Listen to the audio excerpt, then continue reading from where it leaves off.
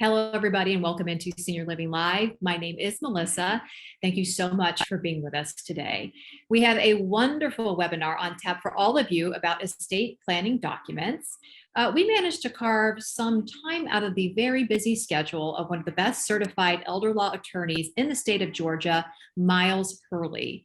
He is here on behalf of his law firm, Hurley Elder Care Law.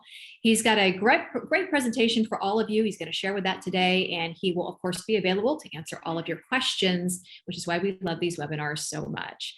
Now, to be a part of the conversation, just so you know, all you have to do is go down to the bottom of your screen where it says Q&A. You can type your questions there in that Q&A box. You can also type your questions in the chat box as well, and we'll send some reminders throughout Miles' presentation. We look forward, of course, to hearing from all of you. Miles, thank you so much for being here. I know you're a busy man, busy schedule, but you carved time out for our viewers. We thank you so much. The floor is all yours. Well, thanks for having me. I appreciate being here. So I am going to throw up everybody's favorite, a PowerPoint here, and then I will chat a little bit more. So hopefully everybody can see that. And we're going to talk about estate planning documents today. To update or not to update, that is the question. So these are things about us. I am a certified elder law attorney. There are not a whole lot of us in the entire country. There are actually about 450 nationwide. And we take the practice a little bit differently than a lot of people do. We have a multidisciplinary approach, and we really kind of try to take clients and put them in the middle of the world and then get them hooked up with all the services that they need. And so to that end, we have 2 social workers and a nurse who are part of our staff of 17 people as it is right now.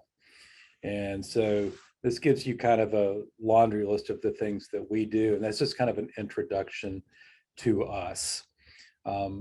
I personally have been practicing law for 30 years at this point and have been doing nothing but elder law, which does include estate planning, since 2006. So I'm also married, have 3 kids, the youngest of whom turns 20 in less than a month. So I'm almost done with teenagers. And I think that that's probably enough about me here. So as we can see on the slide here, your estate planning documents should change as your life changes. Knowing when to act and to take action is critical. So that leaves us the question as to when should you go for a checkup? So these are the things we're going to cover today: essential documents, who needs planning, when to make changes, and common pitfalls that you may run into along the way. So jumping right in, we want to have a Georgia Advanced Directive for Healthcare. So this really came into effect in 2007, and as something that came out of the whole Terry Schiavo scenario out of Florida, where she had been living in a state of permanent unconsciousness for quite a time. The state legislature here decided to take a look at what we had in place, meaning a living will, which was written with a double negative, so people really didn't know which boxes to check, together with a healthcare power of attorney. So the advanced directive ultimately allows people to put all of those things into one document. It has a HIPAA release in it, and in general is much better than what we used to deal with. So this is, as my grandmother used to call it, the plug pulling document. So who is going to pull your plug, and under what circumstances is that going to happen? So the way that the document is set up in its statutory version is it has 4 parts to it. The first, where you name who it is that's going to make that decision. The second part is, under what circumstances do you want treatment to stop? Or do you want treatment to continue pretty much no matter what. Third is who is going to be your guardian if you ever need one, together with the HIPAA release. And also it allows you to decide if you want to be buried or cremated, if you don't want to be an organ donor, if you don't want to allow an autopsy to be done, several other things like that. And then part 4 is the signing requirements. And the legislature decided to make it really easy to get this document put into place so that ultimately your witnesses don't even have to see you sign the document. So you can fill it all out and sign it yourself and take it to your next door neighbor tomorrow and say, hey, this is my signature. Would you witness this for me? And then you can take it to another neighbor 3 days later and do the same thing. And then you have an effective document. The only requirement for the witnesses is they're not going to be related to you, or they're not going to inherit something after your death. So that's the basics of that. So why do we want to have this? We want to be able to die or get treatment as well as we have lived. And without having something in place, laying that out and having discussions about that, no one will really know what it is that you want.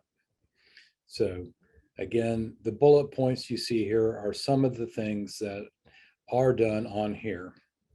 So again, like I said, final disposition, meaning burial or cremation in general. What are the treatment preferences? And for people who are younger, which are not many of our clients, but some, what would they want the situation to be if they were pregnant? Again, HIPAA release.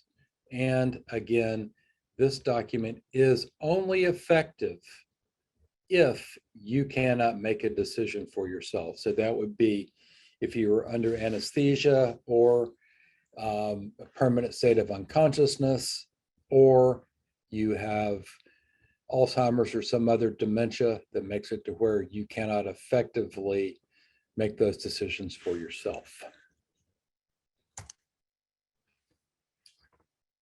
So if you are in Georgia and go somewhere else, should you have this looked at? Well, of course you should. So it may not be accepted in other states. So if you spent half of your year in Florida, you may want to speak with somebody there to make sure that this is going to fly, and if not, get something there. This can be amended or revoked easily. So essentially just tearing it up and throwing it away. Our recommendation is always that you share this with all of your healthcare providers and get it put into your electronic medical record so that they do know who to get in contact with should something happen to you when you can't make a decision for yourself. We tell people, do not store this in a safe deposit box or somewhere else that you can't get it when you need it at midnight on Saturday night. The healthcare agent does not become liable for expenses. Some people are really concerned over that. They're just making the medical determination on your behalf. And then a subsequent change, and this is one of the times you need to look at things in marital status, can revoke the document. So in other words, if you've named someone and then you get married, and the person you've named is not your new spouse, that's going to nullify the document. And then if the directive is not available, or if your agent is not available in an emergency life-sustaining, in an emergency type situation, life-sustaining treatments will be started. So try to make sure that you get this into the medical record. All right, so let's see if anybody maybe has put any questions out here.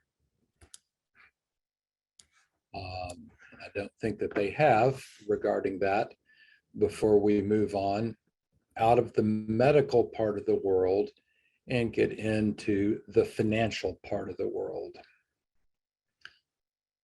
So we've gone through what one document is that we need to have in place. The next one that we're going to talk about is the general durable power of attorney for financial matters. And so this is, who is it that steps in and runs your finances and property issues when you can't, or just in your absence? And it's always important here to choose somebody who you believe is trustworthy to be in that role.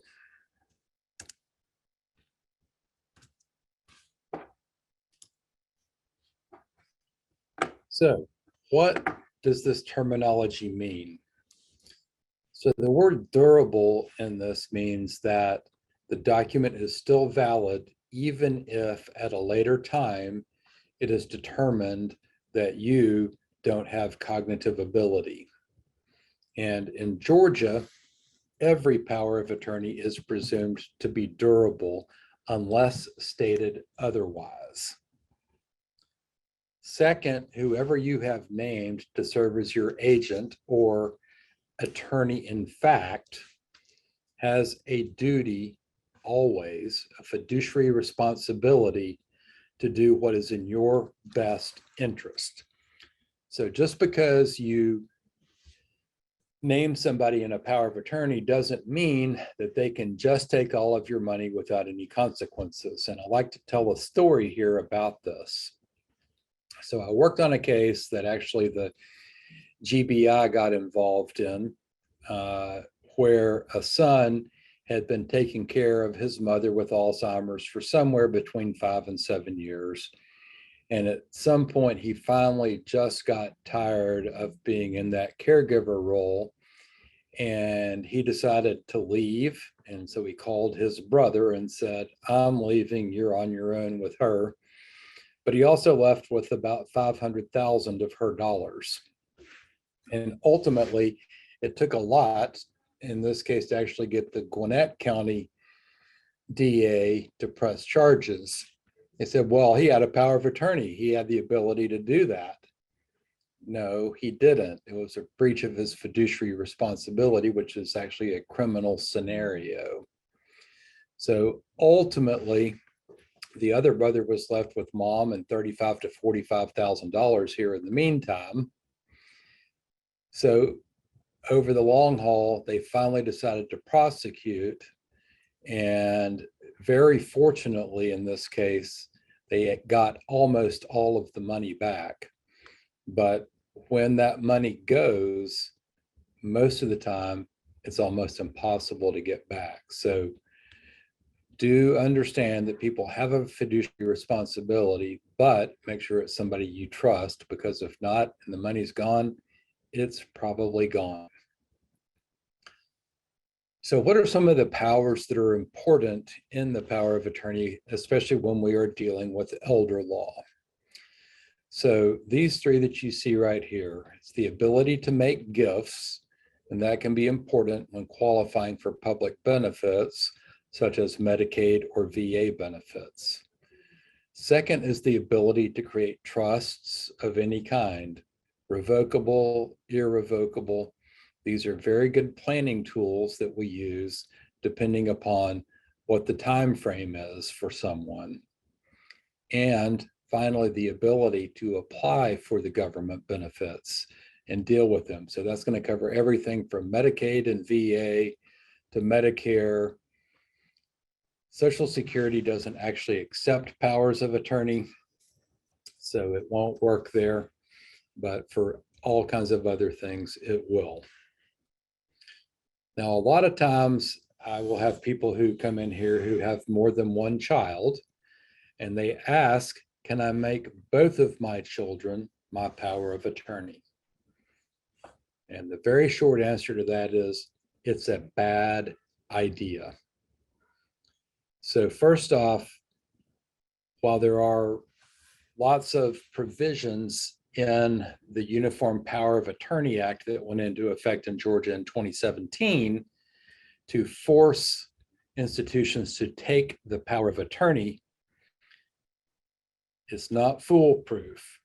And so when you've named multiple agents to serve at the same time, they're going to most likely treat it as if both of those people have to sign for everything.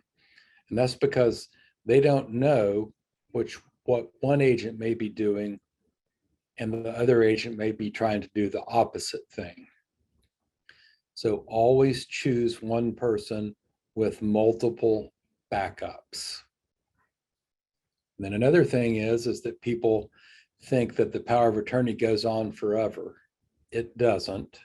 And so one of the times that the power of attorney goes away is when the person who made it dies. So the power of attorney actually dies with the person who made it. And at that point, assets become controlled by the estate, and that's either going to be through a will or potentially a trust. So a few minutes ago, I mentioned Georgia's version of the Uniform Power of Attorney Act. I'm going to give you a little bit more in-depth of a look at that. So it became effective on July 1st of 2017, and then they made some administrative changes to it to clear up some ambiguities, and that became effective on July 1st of 2018. So the second thing that it does is it protects individuals from bad actor agents, like the one I described earlier, who are misusing the powers of attorney for their own benefit. Now, that would always have been the case. This just gives more teeth to the law in order to go after the person who did not do what was in the best interest of the person who created the document. The Act does allow for electronic and photocopied versions to be used in exactly the same manner as if it was the original. This is another interesting thing that financial institutions like to get into, and a lot of them will say, well, that wasn't done within the last 90 days or maybe up to 2 years, and therefore it's stale, so it's not valid, and we're not going to accept it anymore. Well, when you make a power of attorney, you're not necessarily needing to use it right then. You're trying to prepare for when you can't do things on your own. So therefore, that's nonsense, and there's nothing in the law that says that. That may just be what their internal guidance says. But that leads us to number 4 here, and that is there are provisions in this act that compel banks and other financial institutions to honor the power of attorney and provides for penalties if they don't. And so some of the things that are out there as far as that goes is the bank can ask for an attorney to certify that this is a valid power of attorney, that it's still in effect. They can ask for it to be translated into English if it was not already in English. And then once that either of those things has been done on their behalf, they are supposed to make a decision on accepting it or not within 10 days. And if they don't, then you can go to court and ask for damages and all the rest of those kinds of things. So those are some of the big reasons why the new power of attorney and a document done within compliance with that is much better than anything that happened to have been prepared before halfway through 2017. Okay. I still see no questions coming up in the chat. So let's move on to the next thing. So we're going to talk about how we are going to move assets from one generation to the next. And the thing that most people have heard of and think about actually is a will. And so what is a will? So in simple terms, it's a document that gives instructions about how to handle your stuff, your money, when you die. And a lot of people don't really realize this, but the will is only effective after you die and when that will is taken to the probate court and probate is opened. So I just kind of laugh when people come into the office and say, well, I'm the executor. I said, yes, but your mom is still alive. So that doesn't mean anything right now. So always remember, will means nothing while you are living. So what are some of the features that we commonly see in wills? Well, it names a personal representative or executor, and that's the person who is going to carry out the instructions that you have laid out in the will. The will is also going to name beneficiaries, that is, who is going to receive what is in your will or what is covered under your will. Third, it is how things are going to be distributed to those beneficiaries. And it can be all at once. It can be held within a trust that was created under the will. Different ways to get that out. And then it's also, if you have minor children, this is where you would appoint who is going to be the guardian of those minor children. In other words, who will look after my kids who are still minors if I die before they reach the age of majority. So what happens if you die without a will? Well, that is called dying intestate. And under those circumstances, then state law is going to dictate how your property is going to be given out. So, what are some of the intestate rules for heirs at law? So, if you are married and you have no kids, then your spouse would get everything. If you are married and have 2 or fewer children, then the spouse and those children would all share equally. If you only have children, then the children share equally. No spouse, no kids, then it would first go to parents. No spouse or kids or parents, then it would go to your siblings. And if no siblings, then you're getting into cousins and aunts and uncles and everything else like that. So it's a whole tree of things that you have to go through. But think about this. If you have minor children and a spouse, do you not want your spouse getting everything and being under control of all of that until your children grow up? Or frankly, even if they are grown up, do you want to leave your spouse with not enough money to take care of them for the rest of their lives? In general, the answer to that is no. But if we have minor children, then the court is going to have its finger on what can be done with all of those assets until the children reach the age of 18. So dying without a will or without a plan at all is always the worst route to go. So please get something into place. What also happens here, it can be confusion for loved ones during a time of crisis. There's no opportunity to protect someone under those circumstances. And if we have, let's say, a special needs child who inherits, that will more than likely kick them off of whatever benefits that they have. So making some kind of a plan is always better than none. Okay, so I've got a question that came up here, and that is intestate. How varied are the state rules for disposition of assets? Do the rules for Georgia apply to all other states? And the answer to that is, of course, no. So I am licensed to practice in Georgia. I used to be licensed to practice in Tennessee, and I can tell you that even those 2 states have different rules. So all of them are going to be different in some way, shape, or form. And then that doesn't even take into consideration the states that are what are known as community property states. So it will all depend upon what the state law is on intestacy. All right, so frequently asked questions. Who should have estate planning documents in place? Everyone over 18.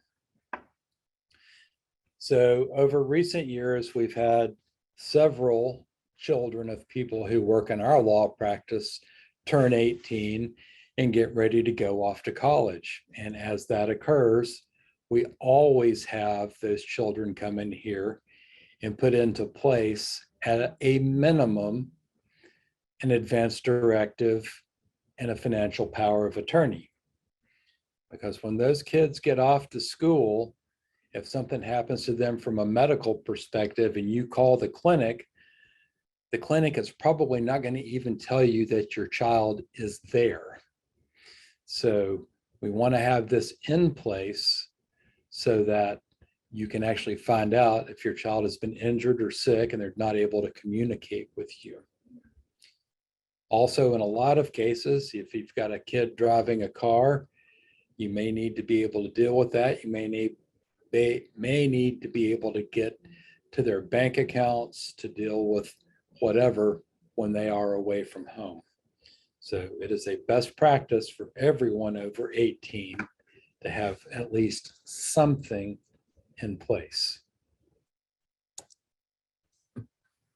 Property owners, and especially those who own property in more than one state.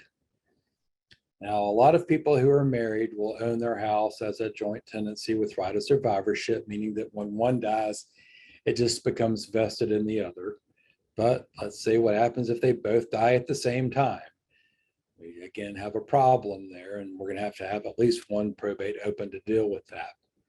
But when we own probate in multiple states, in a lot of cases, we have to not only open a probate here, but also in whatever the other state is in order to be able to move that property to where it is supposed to go. Now, this is also where if someone was coming in to see me, I would also start to talk about trusts, because trusts will help us to not have to go through probate at all, much less in multiple states. Again, for some of the reasons that I discussed before, people with minor children. So again, the will appoint a guardian.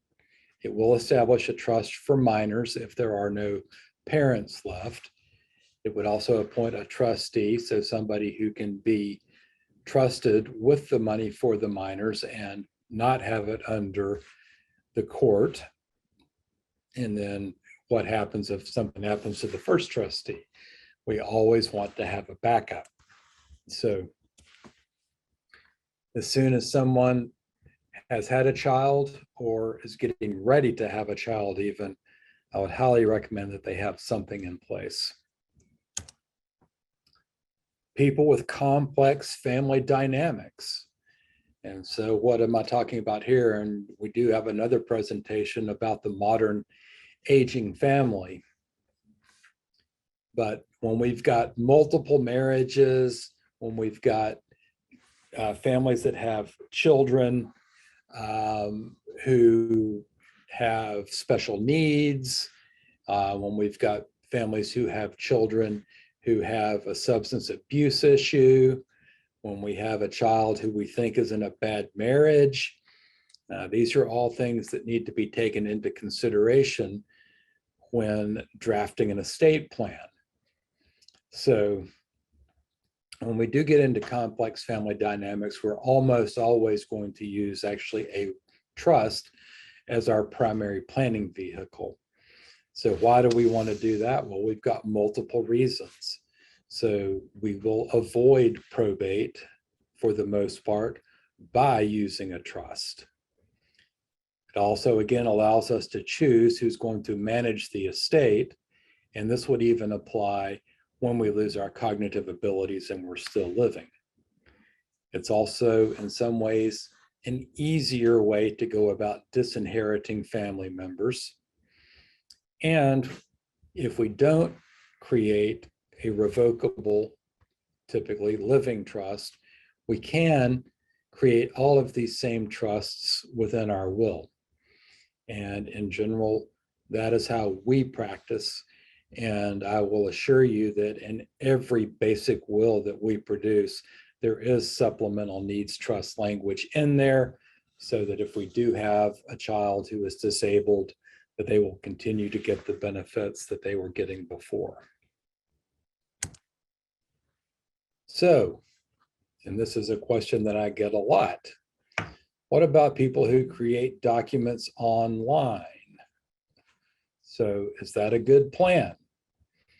Well, sometimes I would say I would rather them have that than nothing, but we spend a lot of time putting out fires and fixing problems for people who created things online when they didn't really understand what it was that they were putting into effect.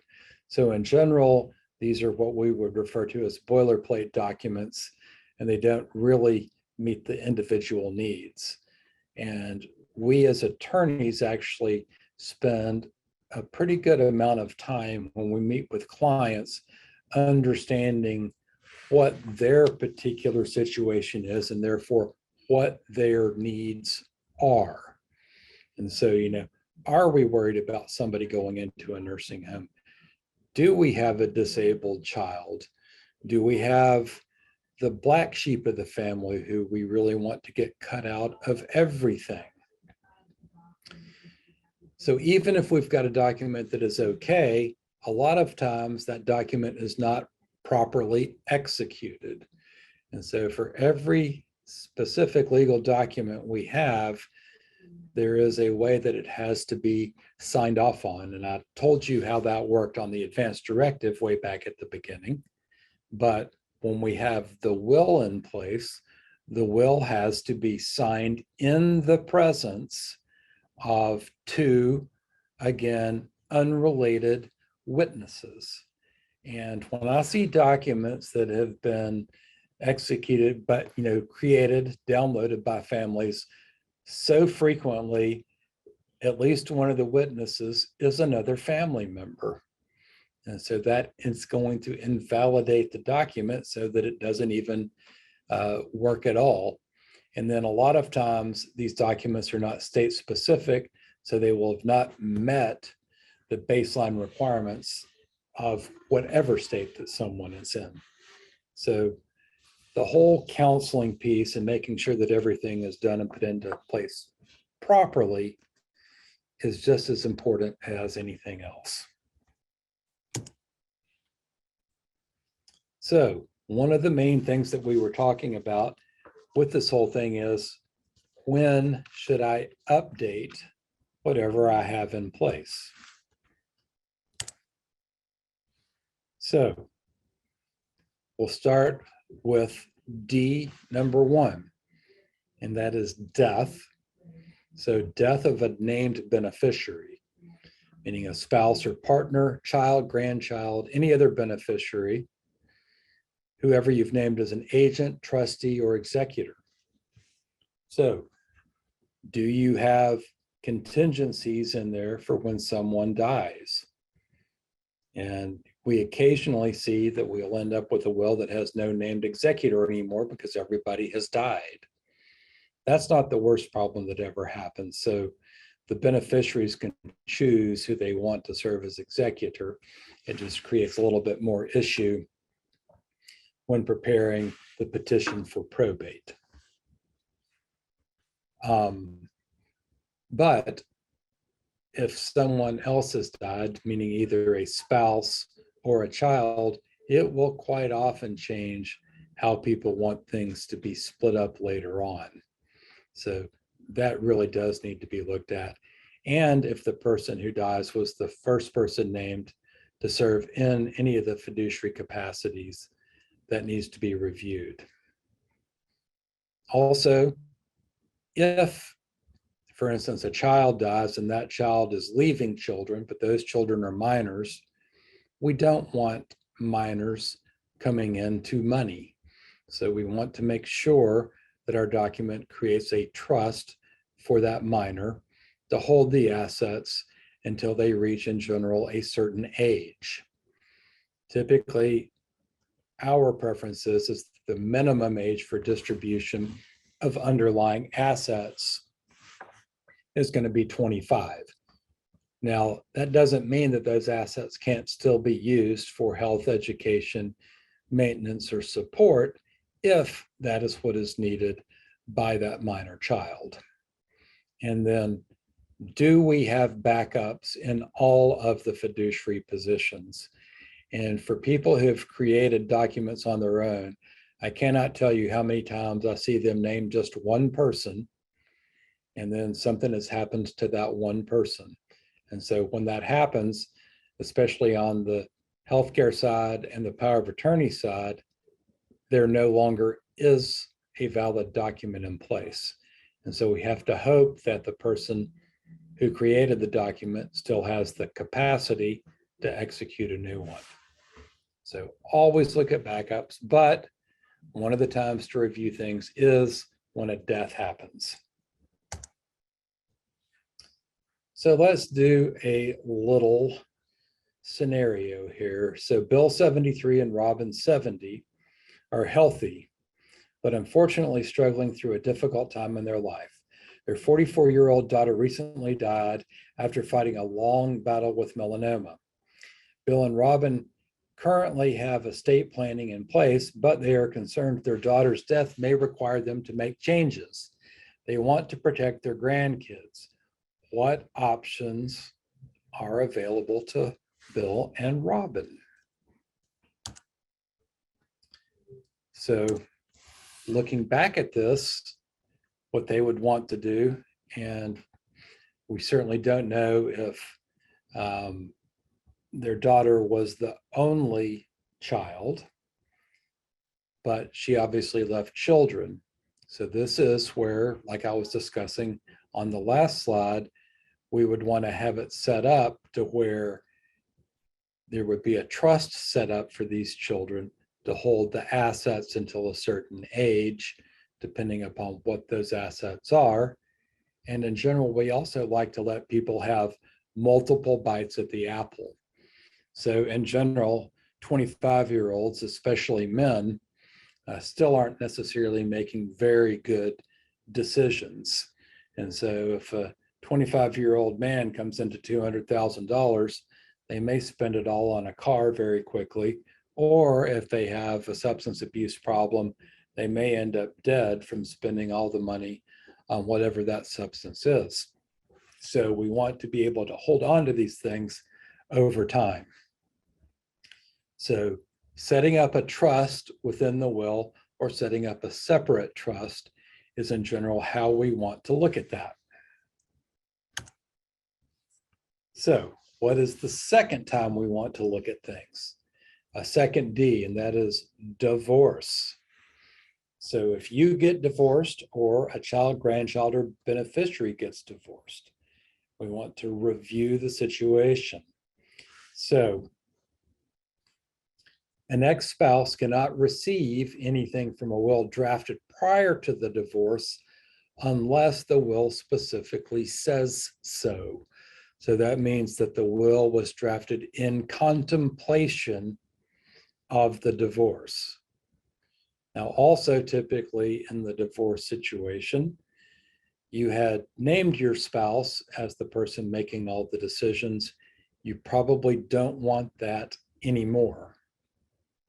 Also, when we get divorced, if there are minor children, then we're going to normally have a divorce decree that's going to say how things are going to be handled under each of the circumstances that may be out there.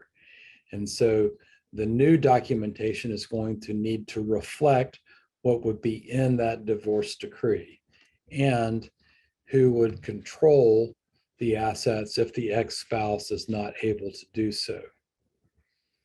And then, of course, remarriage, the same as divorce, should mean that we want to get new documents in place.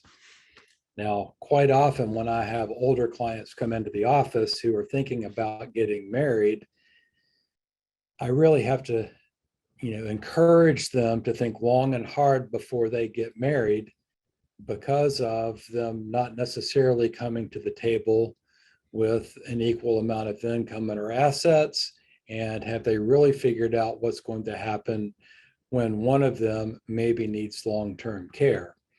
So I can tell them, go and do what you want, but in general, I wouldn't go and stop by the county and get a marriage license before carrying on with my life, given these circumstances. So think long and hard about remarriage, especially as people are aging and getting to where they may need long-term care.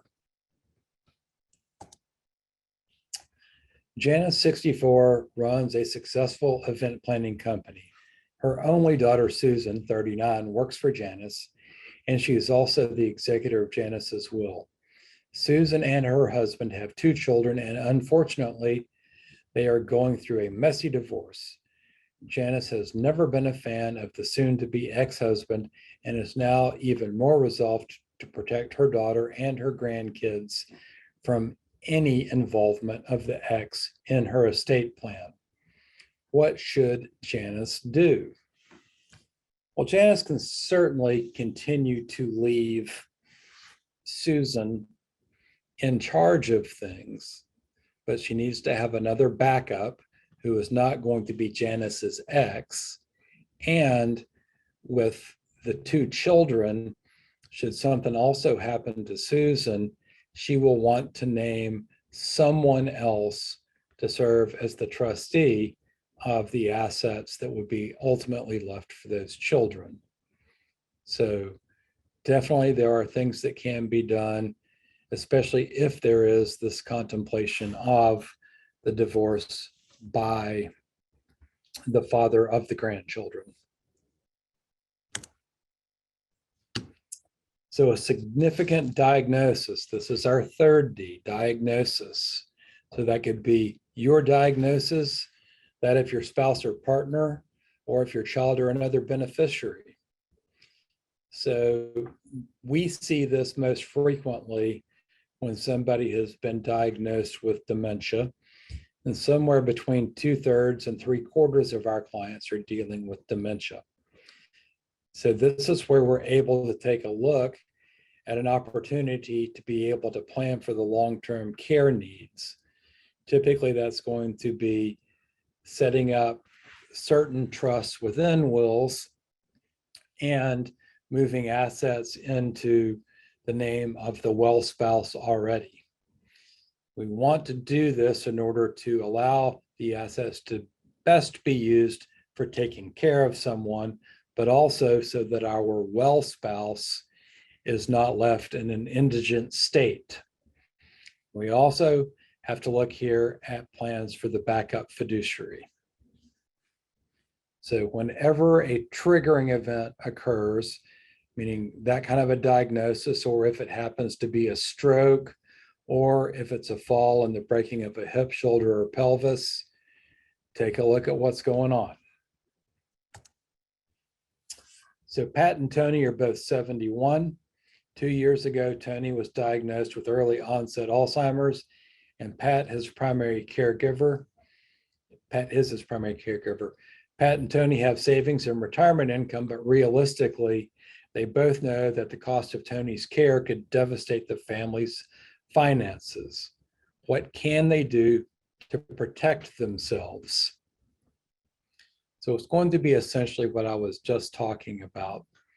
And so that is to go ahead and work on getting all of the assets that you can titled just into Pat's name under these circumstances, and then have Pat's estate planning documents create a trust that would allow those assets to be used for Tony, but not kick Tony off of whatever public benefits that he may be eligible for under the circumstances.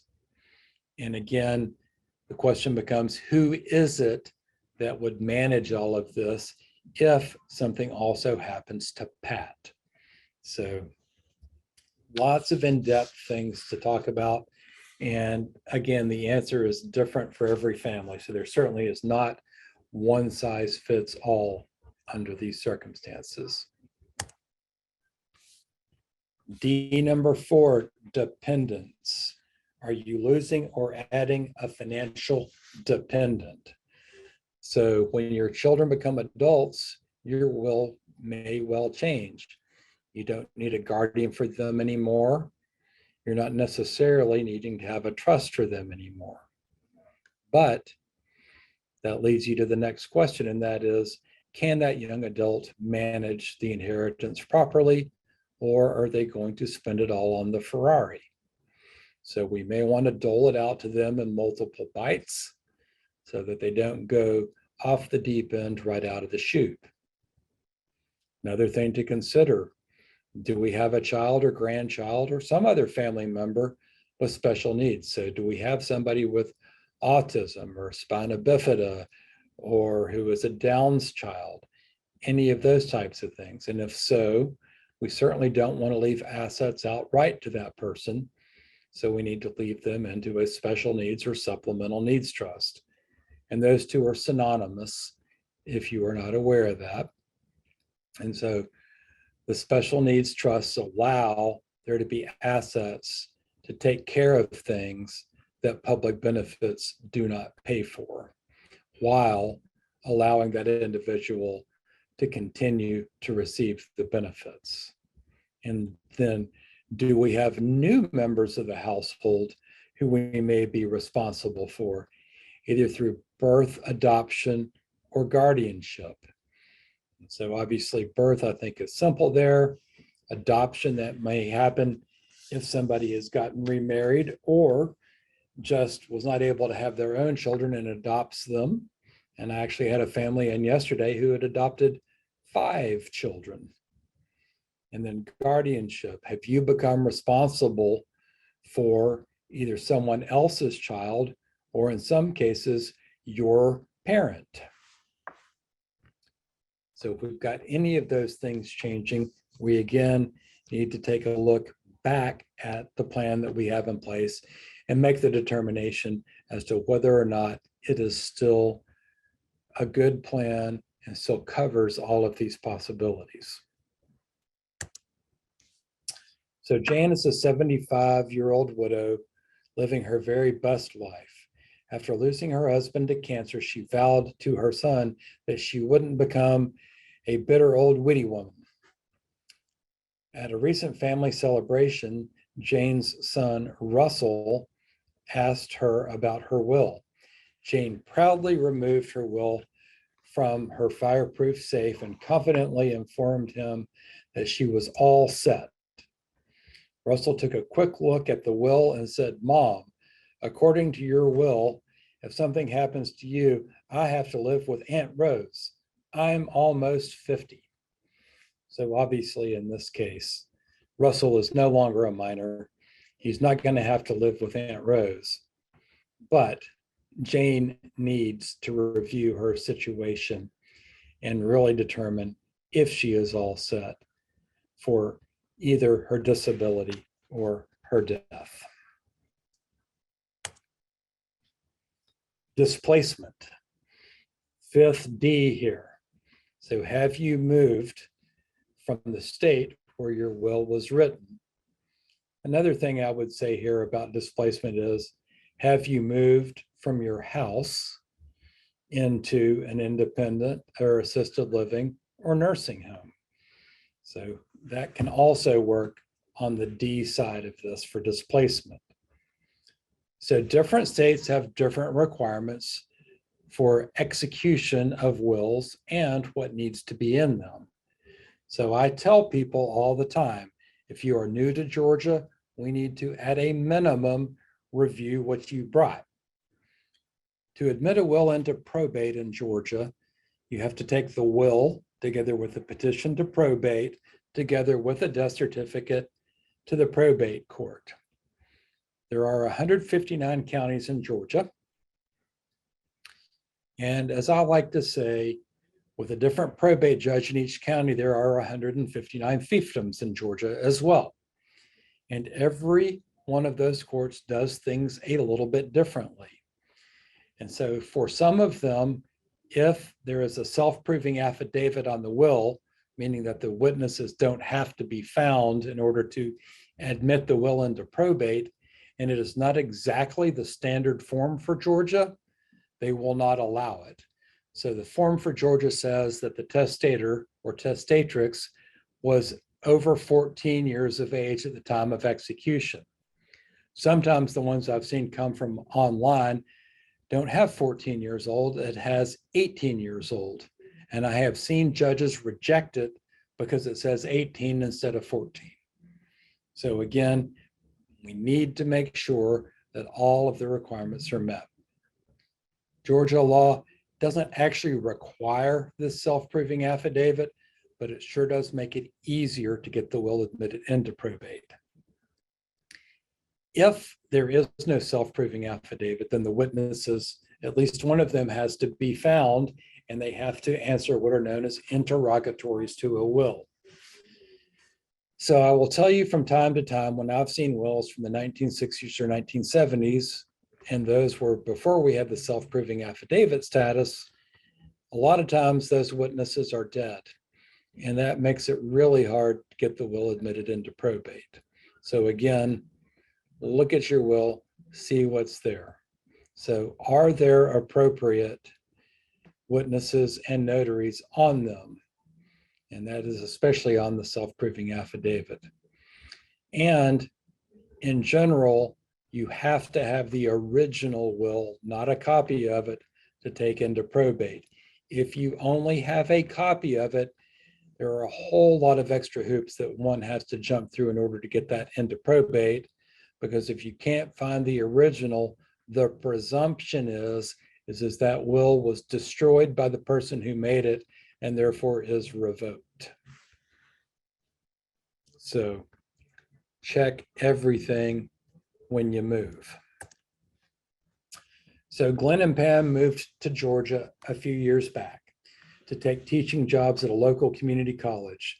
They still have a few years to go before retirement, and both are in excellent health. Prior to moving to Georgia, they used a $25 off coupon to prepare an online estate planning package that included a will and a power of attorney.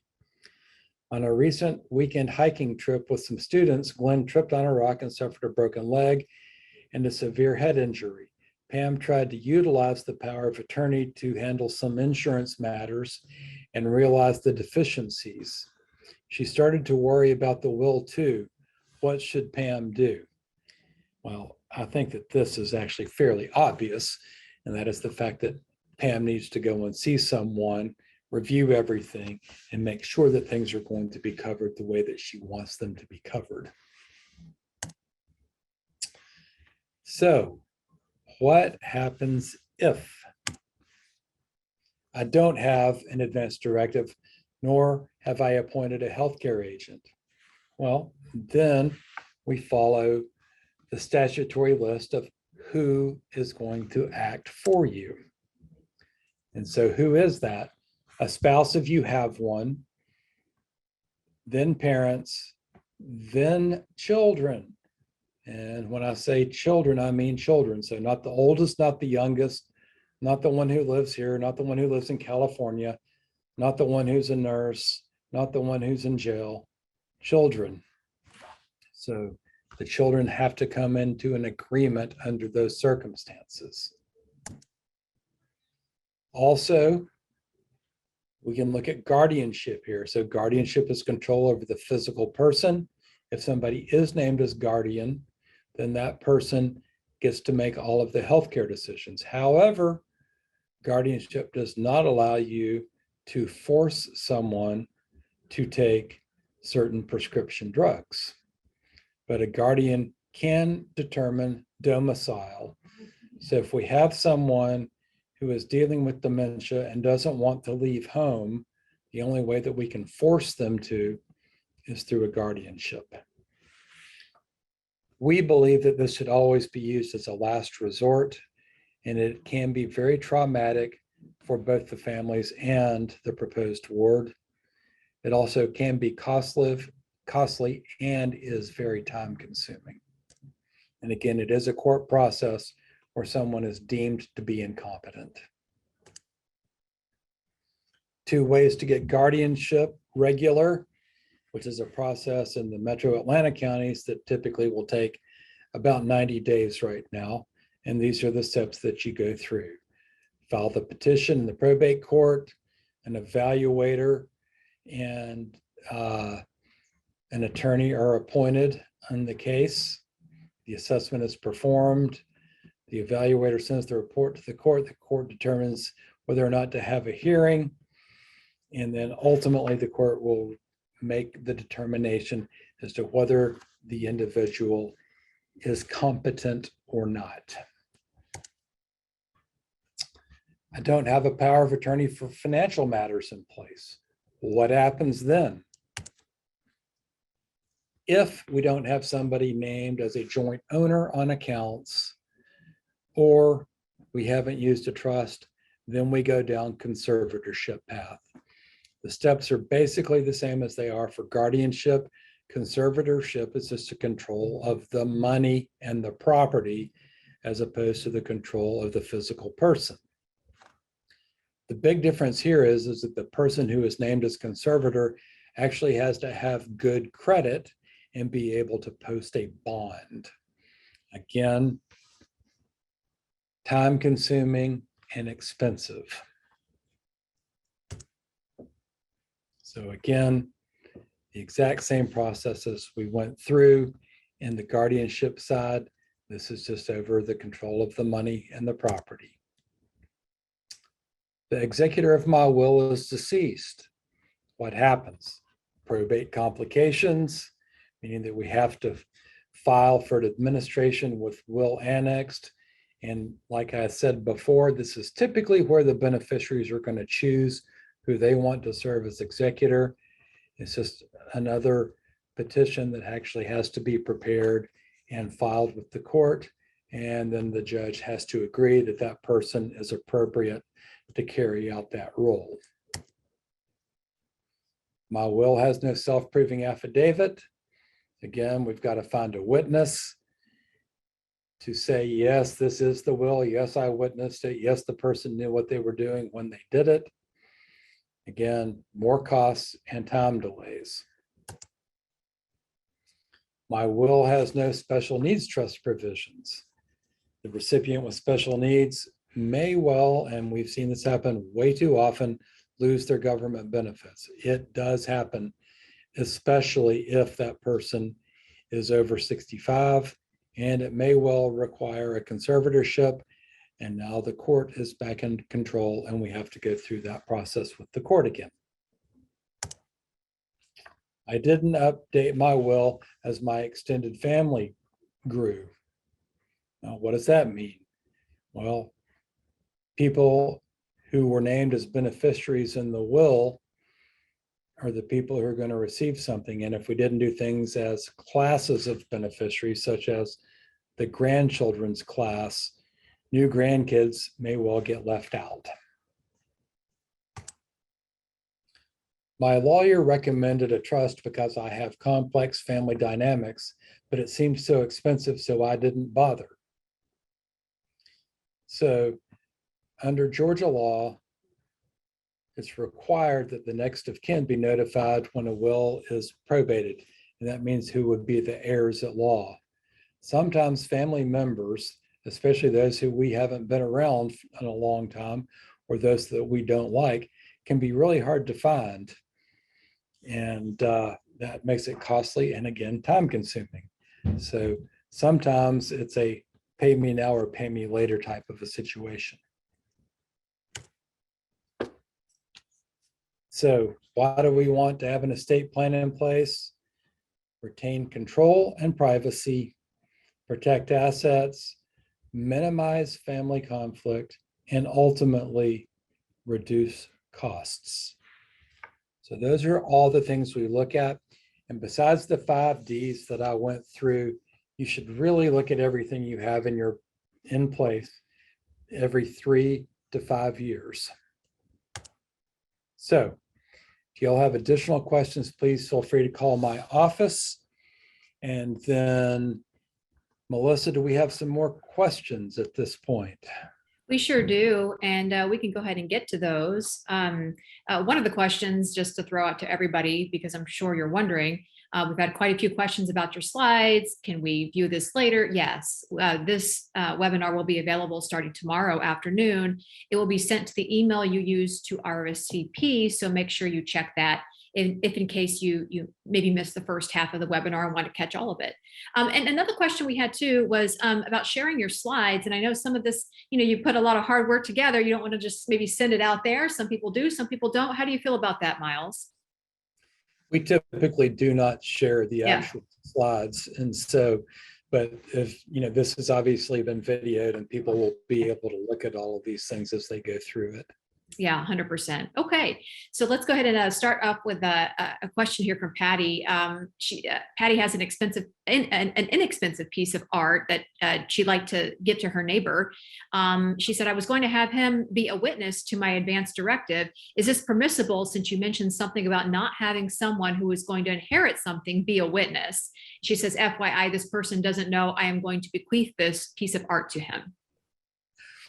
I think if we're talking about it from just giving that piece of art, that's not going to really cause a problem. So, but it would be if you were leaving half of your estate to that person, it would be a much bigger deal. So Okay. I think that that's not going to cause a problem.